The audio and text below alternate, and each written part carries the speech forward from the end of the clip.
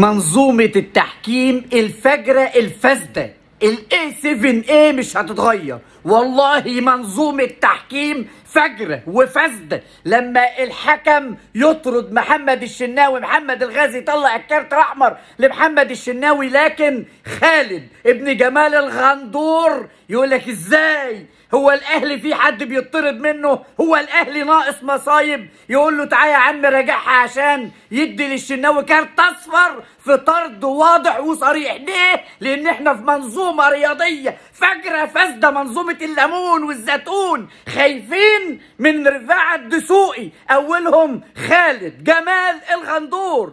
والحكام يا جماعه في منظومتنا الرياضيه بقوا من ابناء العاملين، ابناء العاملين اللي خايفين على لقمه عيشهم واكل عيشهم، ما يقدروش يطردوا لعيب من الاهلي. ليه؟ يزعلوا الغزاله الحمراء ويقيموا العدل. يا باشا احنا منظومه الاي 7A اللي ما تكفيش والله. ليه؟ الفجور بقى عيني عينك، لكن ربنا سبحانه وتعالى هو العدل. ويمكرون ويمكر الله والله خير الماكرين. فرقة المليارات بتنهار، ويا أسطورة عد إلينا فأنت حبيب الشعب.